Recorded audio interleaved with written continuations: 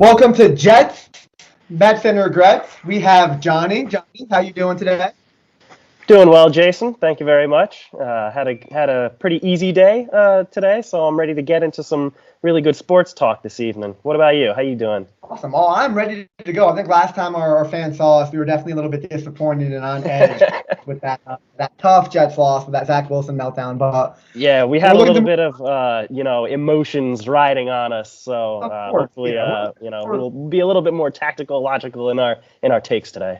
yeah, more level-headed today, right? More level-headed today. But we want to get into it, right? The Jets obviously that game was Thursday night, and we saw some games play out on Saturday and on Sunday on Christmas, and the Jets were given life. With that Dolphins loss to the Packers and a couple things falling their way, the Jets, if they win in, if they win out, my bad, not win in.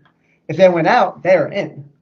With the assumption that the Patriots either lose one game to Buffalo or one game to Miami, or they could lose out also. We'd love for the Patriots to lose out. Not going to be complaining there. But yeah, control their own destiny by winning out and the Patriots losing one. How are you feeling? Mike White's back. He's going to be leading the QB room, the QB1. Zach Wilson's on the bench. He's inactive, not even playing.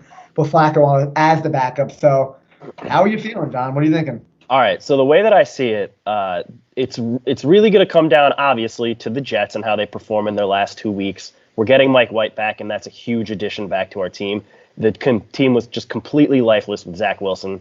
As everybody saw last week, he just couldn't get anything done. And Mike White's shown a lot of promise in all the games that he's played in, despite the fact that he might not have won all the games that he's played in. So, listen, they got to take care of business. They haven't the last 4 weeks. And now we're just coming down to crunch time. We got to win these last 2 games, and nothing else really matters if they don't win these last 2 games.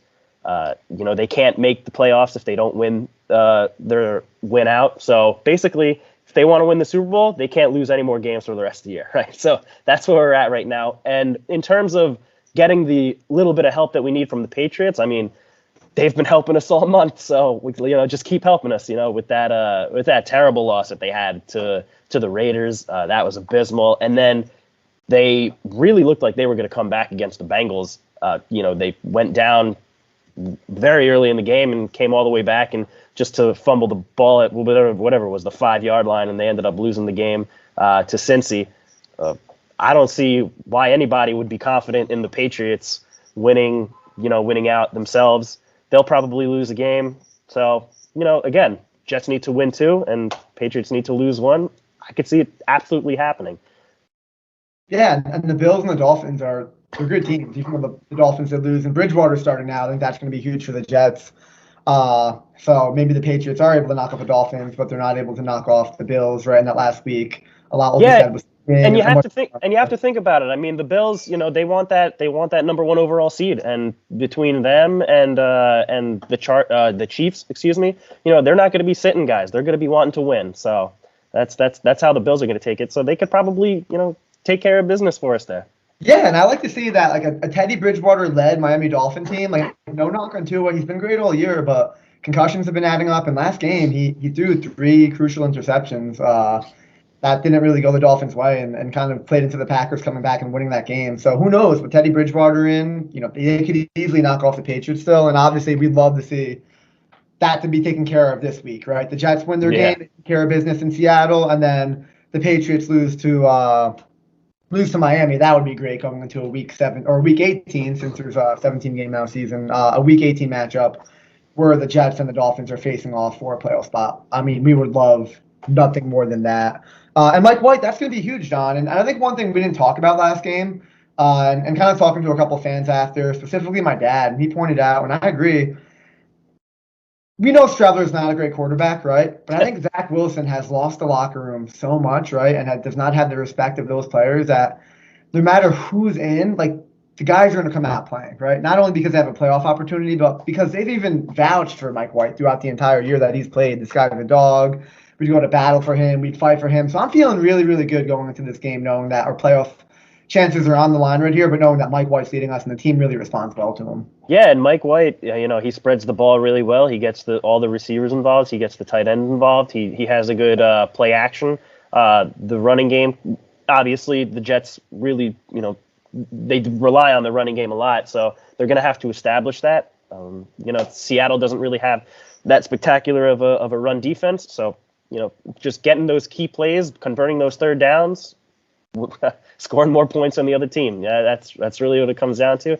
Seattle's a tough place to play in, but they've really been on the decline really hard these last couple of weeks. I don't see why this resurgence of Zach Wilson, of Mike White in the lineup could bring them to win the game. I absolutely see it happening. Yeah, and kind of a revenge game in some ways. Where when we look at it, you have Geno Smith, right, playing his former team. Obviously, it's been a long time, but the former team that gave up on him, right? And you could say, hey, Geno hasn't played that well with the Jets, which was true. He was not our quarterback. Maybe we ruined quarterbacks. I don't know what it is with us with quarterbacks. But Geno's coming back. You have DJ Reed. His team, I know Pete Carroll had a comment this week of, did you guys try to resign DJ Reed? And Pete Carroll basically said, he got a nice contract. I'm happy for him. DJ Reed kind of feeling disrespected of having one of the better years last year and, of course, following it up this year as being one of the best corners in the NFL per PFF and not really getting a great contract offer from Seattle, the team that drafted him and I don't know if they drafted him, but the team that he was on the last couple of years. I actually think he was on a different team before. So you have some storylines there. You have Mike White coming back, and I need to find the exact statistic. I know I sent this back and forth in our group chat, in our Jet fan group chat, but there's a statistic that the offense in total is putting up 150 yards more of offense or 120 or something around there. I'll find the exact number compared to when Zach Wilson's leading the offense. And part of that is I know we talked about the run game before, stacking the box, right? The teams are daring Zach Wilson to throw, and he can't. First, like Mike White, you're going to have to show him more respect, and that could really open up the running game, something we haven't seen in a long time, to be honest with you. Yeah, and as I've mentioned previously, I mean, this team is completely built off of the defense, and the defense keeps the game in every single game. So, again, it's just staying in the game, managing the game, making sure that you make those third down conversions and moving the ball, gaining field position. That's how the Jets win all their games. They usually don't play in shootouts where you just constantly just trade back touchdown after touchdown drive.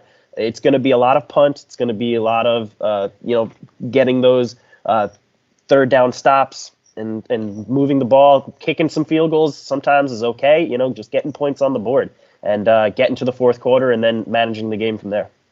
Yeah, absolutely. And let's not forget, I mean, it's going to come down to the defense has been great all year. Obviously, a little bit of a struggle against Jacksonville, but they're tired, right? They're constantly staying on the field. When the Jets turn the ball over, have quick 3 and outs, like defense doesn't really have time to breathe. So I would love to see Mike White have some sustained drives. I think the run game is going to open up in the play action because you have to respect White a little bit more. But it's going to come down to that offensive line play for the running game and for Mike White. Let's not forget a couple weeks ago when White was in there, how destroyed he got, right? And Mike White is one of the fastest. He has one of the fastest releases if he would be eligible for that statistic in the NFL.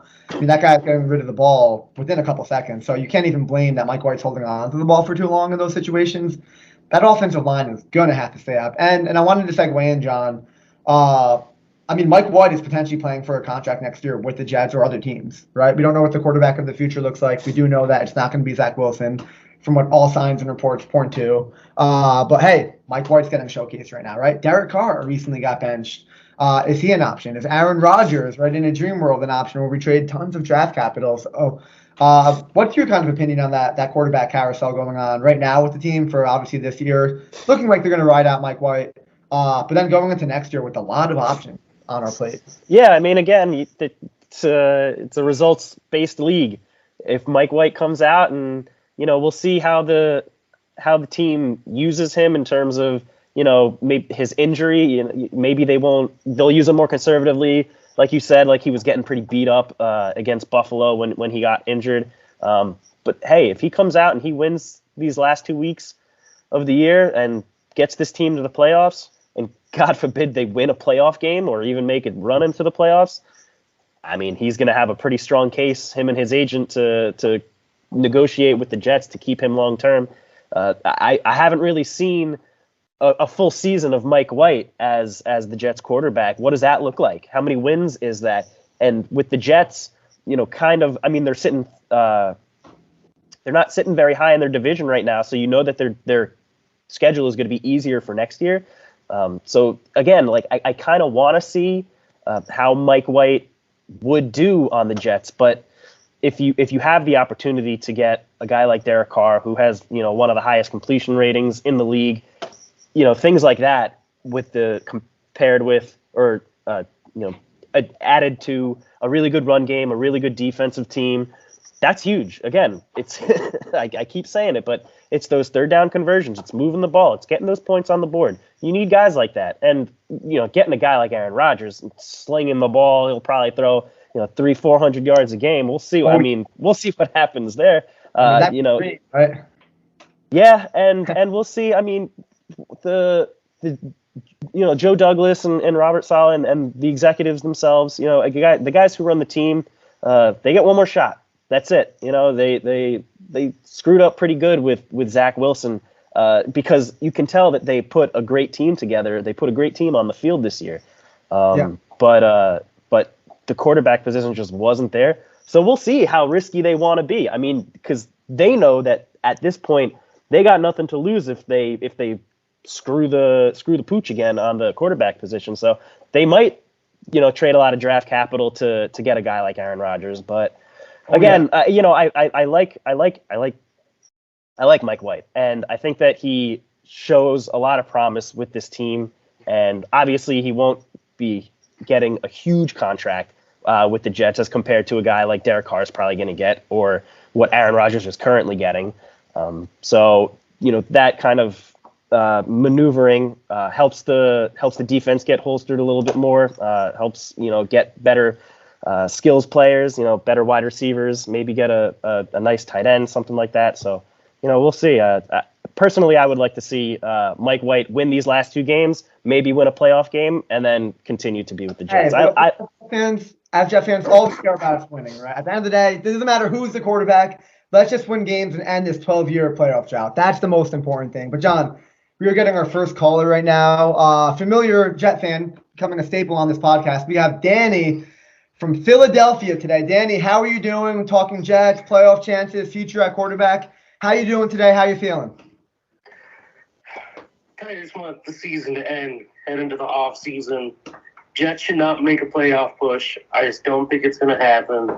The defense is too banged up, and I think the entire Zach Wilson saga in New York totally sapped the team this year.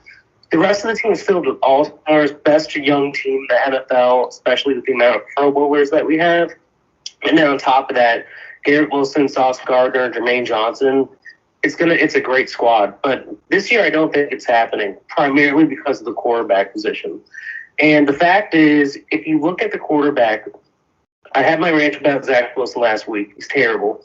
The way that the Jets need to go is probably not, in my opinion, go with Mike White.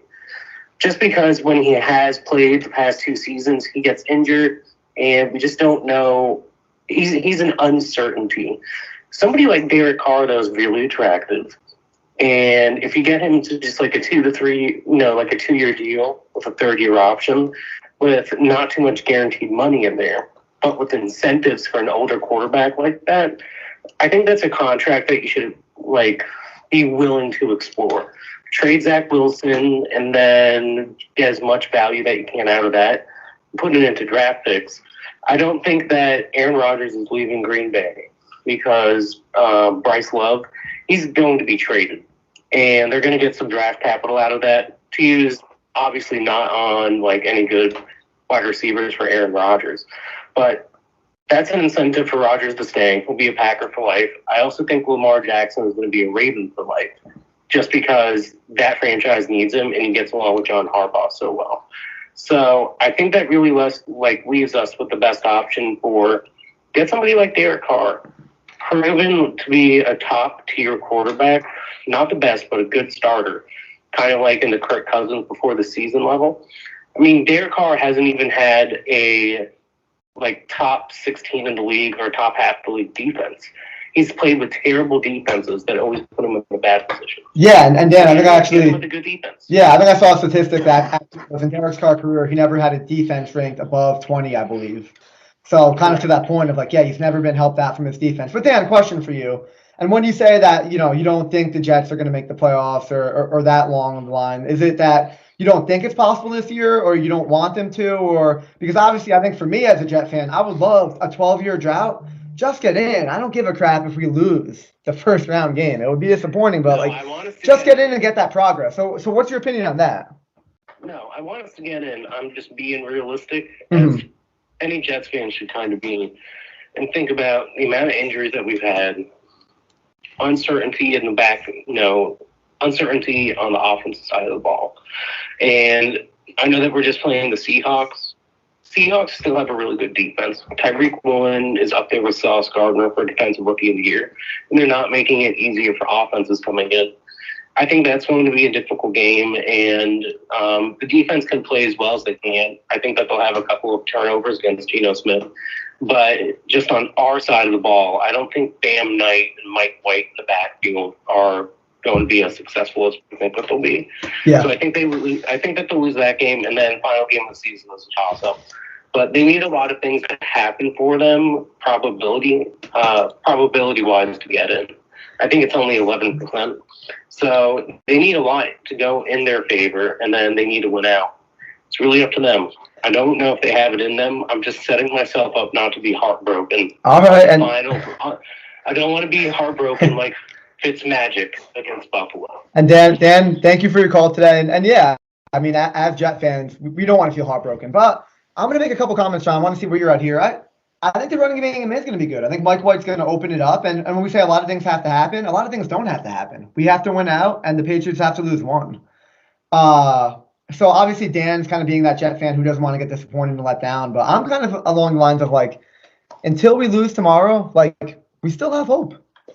Yeah, exactly. And I mean, we haven't had a team to root for since the Fitzmagic year, and that was heartbreaking, absolutely. But we still believe that we could do it. I don't think anybody went into that game thinking that they could lose. Now, do I think that the Jets are going to make the playoffs? If you put my feet to the fire, I'd probably say no.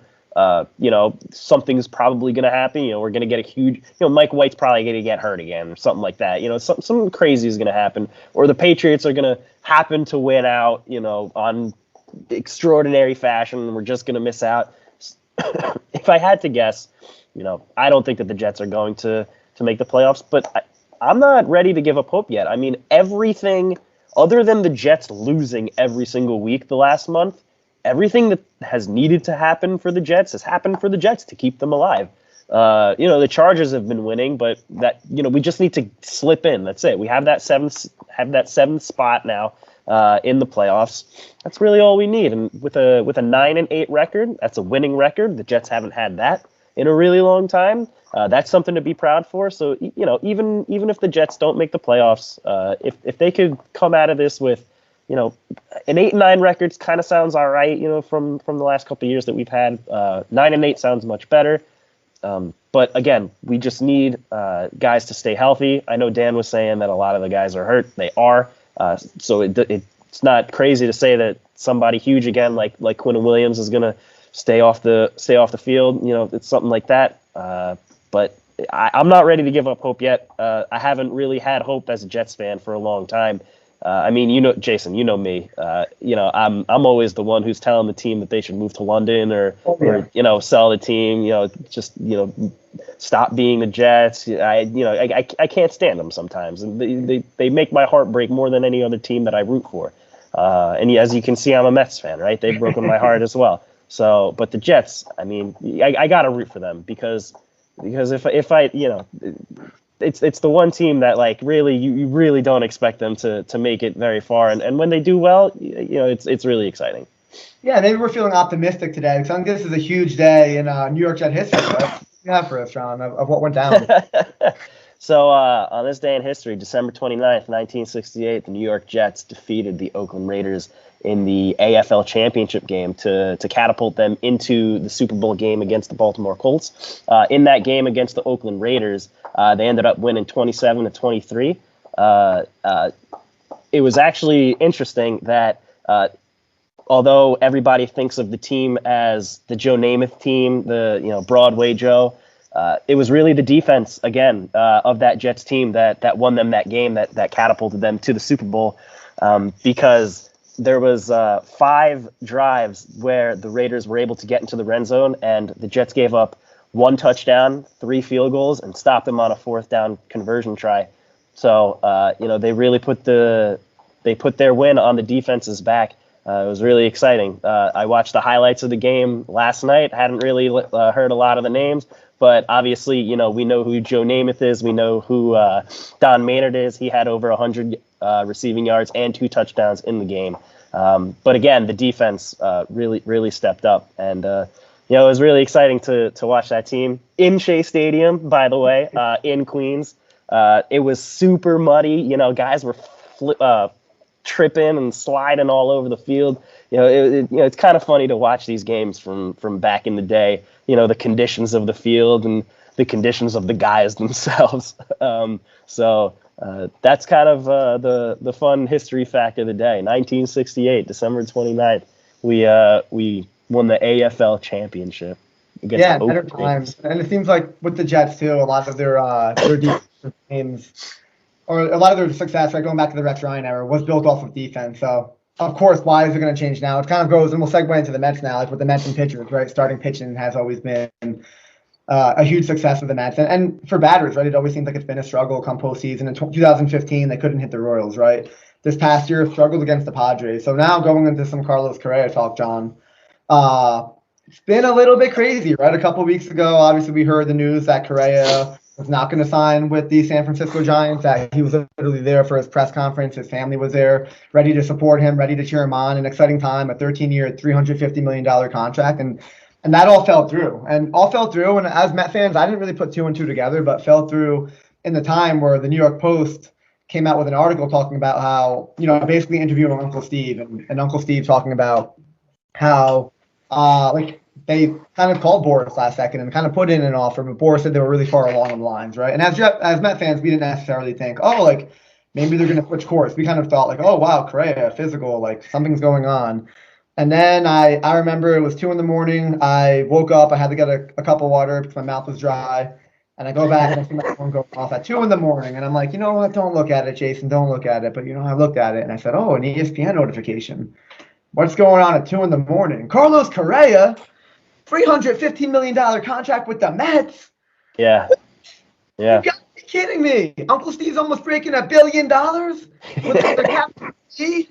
Yeah, Jason. Uncle Steve is almost spending $1 billion with a capital B. So obviously, sites going crazy, talking to her friend Steve, really happy. And then we get the news around, earlier last week. Hey, there's a holdup. The Mets are concerned about the physical too. So, John, how are you feeling right now with what's going on there? Because honestly, right now, I am not optimistic like I am with the Jets right now. I do not think a Correa deal is going to get done. What's going on? It's taking forever right now.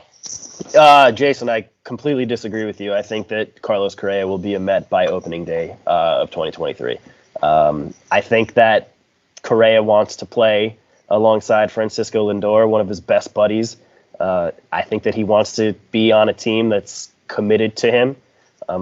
Honestly, I really just think this all comes down to the fact that it's Christmas time, it's New Year's, there's a lot of holiday stuff going on. People who kind of take this week slow. I don't know about your work particularly, being in the restaurant business. I don't know if that really slows down at this time of year, but on my side, working in, I work in New York, I work corporate. So a lot of people, take off this week between Christmas and New Year's. So I just think it's a slow week. I really don't see the physical being that much of a big deal. The report is saying that the physical is causing the deal to halt because of a bone plate that was put on his fractured fibula back in 2014 when he was in the minors, and he's never missed time from that specific surgery that he had. There was a point this year at the end of the year.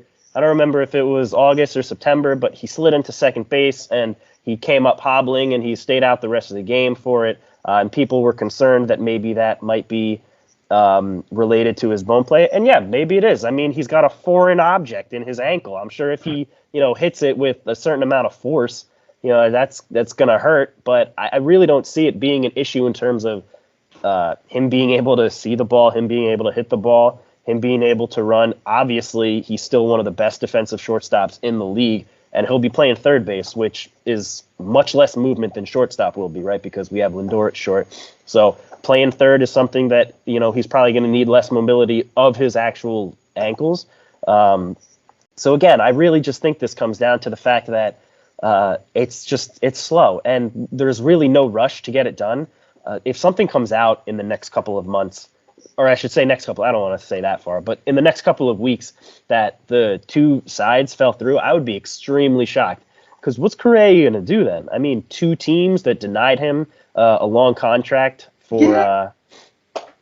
Yeah, but I see it as, $315 million is a lot of money, right? I think if they do a restructure and they say, in the year you get injured, we give you 75%, right, of what you were supposed to make, or something like that in the year you missed. You get 75% of your pay. But I can't see Correa going any lower than 50%. I mean, that's what they're going to put, right? Clauses as in, like, how do we get out of a contract, or how do we pay you less if you get injured? Like, that's what they're going to put in there. And I just can't see – I can see the Yankees, John. Honestly, a team like the Yankees, who have spent a good amount of money this year, I can see them coming in and saying, hey, we're going to give you a fully committed 10-year, $250 million deal. It's 10 years. You get $25 million a year, close to the AAV, but you don't have to worry about it. It's fully committed. You don't have to worry about it being 50% of if you get injured, or 75%. So like a 50%, right, of his contract, that could be $165 million or $170 million. But we're getting a call from a huge Met fan, Steve out of New Jersey. And Steve, what's your opinion on the Correa situation? What do you think is going to happen? Any comments on this right now? What's up, boys? First time, long time. Big fan of the show. So, I'm with John in this situation. John has been someone who's talking off the ledge when it comes to Correa. The running joke is obviously if John Heyman says anything about Carlos Correa, we know it to be false. I mean, so far it's been the case, right? I mean, said that he was the report was false about him not signing with the Giants, and it ended up falling through. So there you go, John Heyman. Thanks. No, you're not wrong, but as of late, I've kind of been listening to John. I kind of agree with him too. Correa's value will significantly diminish if he's gonna, decide to walk away from the Mets. A lot of people just don't want to deal with the headache of having to deal with the physical and just wanting to deal with what's going on with the plate in his ankle. Back when he had it surgically repaired in 2014. That was now going on, 8-9 years ago. It seems to have been fine outside of everything else. I mean, the man's like a Gold Glover. He's like, as we said, he's one of the best defensive shortstops, and he's going to be playing third, which is the less taxing position for him. So he should be able to not deal with too much injury. Injuries are going to happen. It's a 162-game season, but I think it's going to be just fine. And as John said, as someone also who works in the corporate world, people are definitely off this week and not really paying too much attention, or work is going to be slow no matter what, because it is between two big holidays, if you will. But I think in the end, Correa will be a Met in the new year. I think the deal will get done. I think if anything, there's just changes in the language and, making sure that the Mets are covered insurance-wise if Correa were to go down. I know, Jason, you and I talked about this before, and even John was in the conversation as well when we were talking about David Wright and when David Wright had all of his issues. I think in the end, we've been through the trudge of being Mets fans, and there have been more lows than highs. So we're used to the disappointment, but I think, we are turning around. We're turning a corner. Steve Cohen has shown us that he is not going to mess around when it comes to winning, and I believe in him. It's something that we could never say about, Fred and Jeff Wilpon. So I'm very happy that, he's willing to go the extra mile to get things done. And in the end, Correa will be a Met. It's not going to be at the pace that Mets fans want it to be, but I think, he in the end will be a Met. You have to think about this too, and we discussed this. The prized free agent that the Mets acquired was Verlander because it was a need, and that was done. Correa at this point is a consolation. Like, we thought that we had him initially, and he ended up, quote unquote, going to the Giants and then coming back to us. Honestly, if he doesn't come, it's going to be, as John said, a shock, but I won't be as upset. Yes, we won't then have the title of best infield in the league, but we will still be a team that is not to be trifled with. I think, I personally would love Carlos Correa because I need to add to my infield jerseys for the Mets. But in the end, I think that the team will be just fine if they do not get Carlos Correa. I would be upset. Yeah. I would be upset, but I do want Correa. And I think you make some great points. And Steve, thank you for your call. I think you and John made great points, right? And I don't think I'm disagreeing with what you guys are saying. And I think it's all rational and makes sense. But for me, I think a couple of points you made, I'm going to counter them, right? I'm going to say that we're talking Scott Boras, right? We know Scott Boras. And yeah, Uncle Steve's making Scott Boras a lot of money. So I'm sure that relationship's good. And maybe Scott Boras is being nicer than usual. But at the same time, this was a guy where Michael Conforto wouldn't get his deal, right? Michael Conforto was turning down 80, 90, maybe low $100 million contracts last year because he wanted 150. He wanted 160. And he basically said, hey, stay put, get your surgery, and you'll come back next year and do a short-term prove-it deal, which he's on right now with San Fran, and maybe he can get a bigger deal after. But there's no doubt in my mind that Boras does not get the right deal. He's going to tell his client potentially, hey, let's get your surgery and let's go back next year. And then to your point, too, was Uncle Steve doing whatever it takes. I think that's exactly the point. If it's a $315 million investment in a guy who spends a lot of money, not only on his team, but in his personal life, what's to say, hey, like, there's other options, right? I don't want to trade their prospects. I don't want to – there's no really anybody else to pivot to besides trading. But at the end of the day, if it's not Correa, it could be Devers, right? Hey, let's sell the farm for Ohtani, even though he's a free agent next year. So I'm not completely sold that this has to work out for – maybe Correa has a lot more to lose. But I don't think the Mets have too much to lose in this situation because of the dynamic with Uncle Steve. Well, the only thing that Uncle Steve has to lose is his money, and he doesn't really lose money. You know what I mean? Like, he makes more money in a year after paying these guys a $500 million payroll. Again, like, I think that the two sides want the deal to happen, which means that the deal's going to happen. I mean, Steve Cohen is a professional. Scott Boras is a professional. I think it's going to happen. I think both sides want it to happen, and which one bends, which one's breaks, I don't know. But whichever way that the contract or whatever fine print needs to go into the contracts, I really don't see it falling through. And that's just my opinion. I could be just a stupid optimist who has seen what Steve Cohen has been able to do with this team and basically just wave his checkbook around and say, well, I want this guy, so I'm going to get this guy. Obviously, listen, Carlos Correa coming to the Mets, obviously he's going to miss some time. He's going to the Mets. Everybody gets hurt when they go to the Mets. Justin Verlander's going to miss time going to the Mets, okay? Yeah. Max Scherzer missed time last year after never getting hurt. Well, I shouldn't say that. He usually has like a 10-day IL that he goes on, once every year when he needs a vacation with his wife and his kids. But, again, like the Mets, they kind of just are plagued with injuries all the time. He's probably going to miss time for something completely unrelated to his ankle, and we're going to say, "Oh, see that? We shouldn't have signed him." It's like this completely different, injury. Maybe he'll get hand, foot, and mouth disease. Who knows? But that's like Davis back in the day, right? But then I'll put you on that point. I know we're disagreeing right now on him becoming a Met, but I agree if he does or whoever becomes a Met, we'd have that injury plague. It's like the Jets and the quarterback plague, right?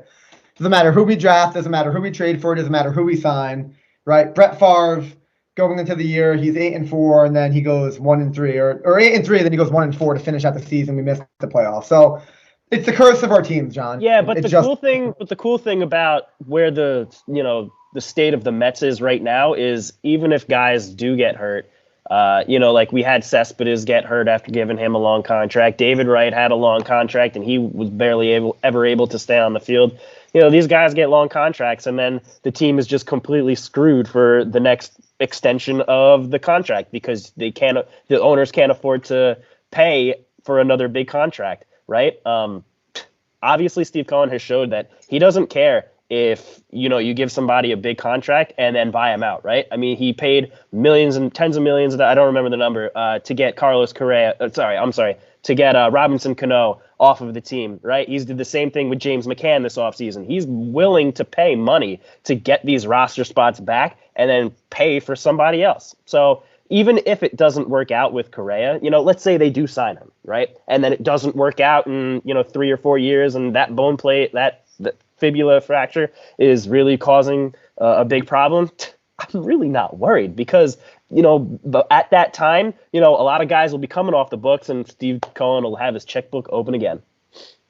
Yeah, well, and we'll see, right? I think I agree with you. Steve Cohen has shown that with players, but at the same time, I think he's a smart man, and why invest $315 million in damaged goods if you get $315 million of non-damaged goods? I just don't think he's damaged goods. I don't think he's buying a car that's broken down. I don't think he's buying a computer that's broken down, a house that's falling apart. So that's my opinion. But hey, we'll agree to disagree. But we were actually all out of time today.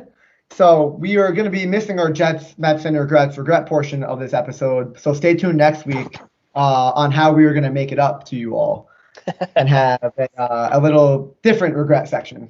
So, but Jason, Johnny, thanks for joining me today. And next week, we'll find out if the Jets could live to play another day and ultimately have a chance at the playoffs. And we will find out what this Correa situation is like. So from Arizona, New Jersey, we are signing off. We will see you all later.